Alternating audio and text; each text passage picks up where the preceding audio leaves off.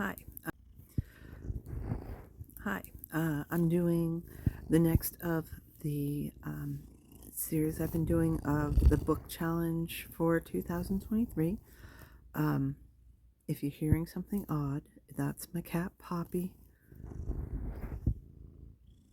If you're seeing something odd,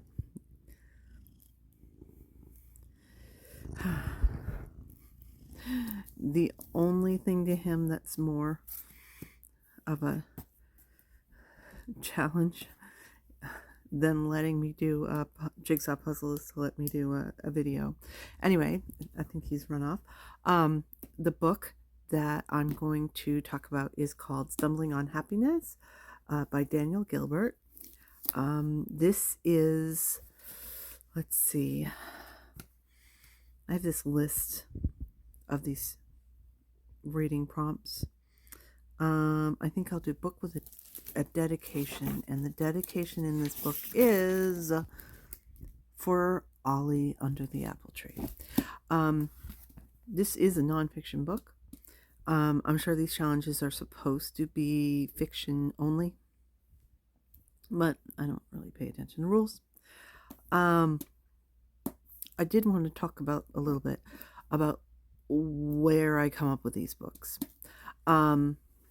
They are recommendations, usually. Sometimes there are certain authors that I basically read everything that they put out. I've never read anything by this author. But usually it's recommendations, and if I hear about something that has like a lot of positive reviews, then I'll give it a shot.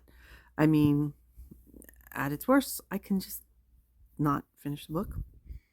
Doesn't happen that often, but does happen sometimes.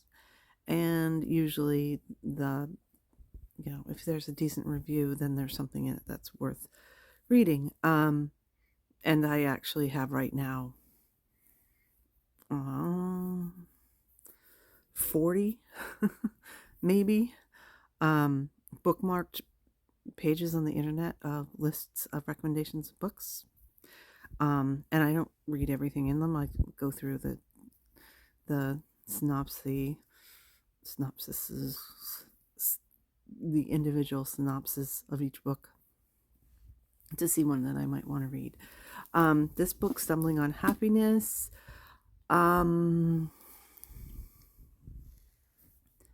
would I categorize it? How other people might categorize it is self-help. How I might categorize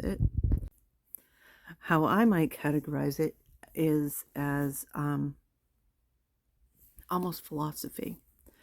The concept is that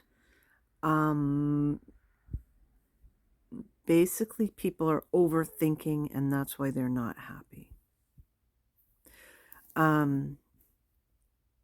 There were a couple of sort of different ways of looking at I want to say reality, but that's kind of what it is. Different ways of seeing the world that I kind of feel like I should have known about already. Like, duh, obviously, and it never occurred to me before. I've taken philosophy classes, been in therapy. It's like, what? How come these concepts have never come up before? Or maybe they have, but they were sort of shoved down my throat.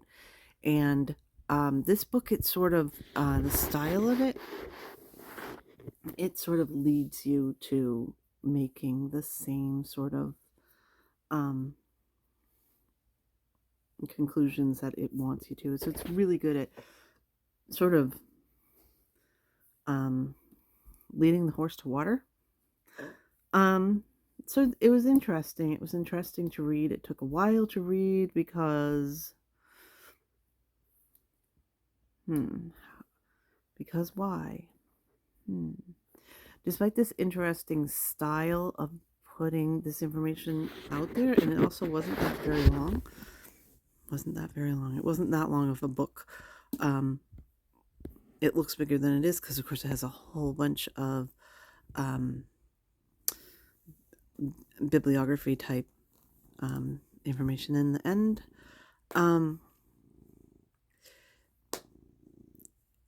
Some of it I wanted to think about a little, so it took me a little longer to read. Some of it was sort of like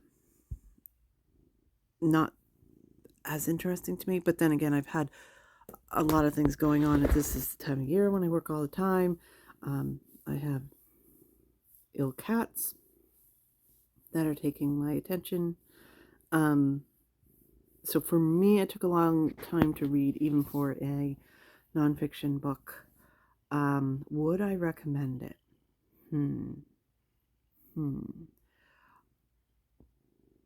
I recommend finding out about the concepts that are in this book.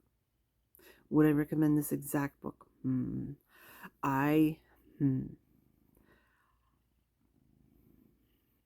It's, to me, it was sort of wordy and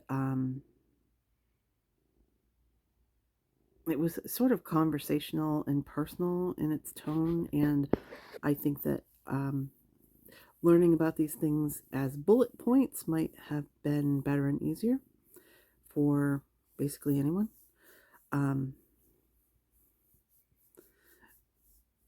So this one's on the edge. I mean, it's hard for me to recommend books.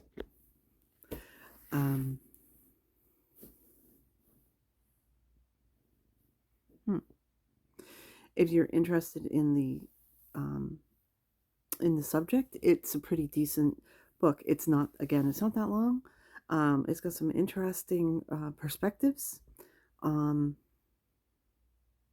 If you want and are open to changing your perspective,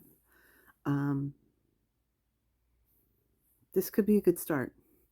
Again, it was highly recommended. I think it was something like one of the top 5 best self-help books out there.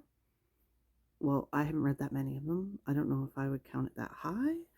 But it had some really interesting concepts, things to think about, and things that maybe you could go into more depth and really learn about if you were interested.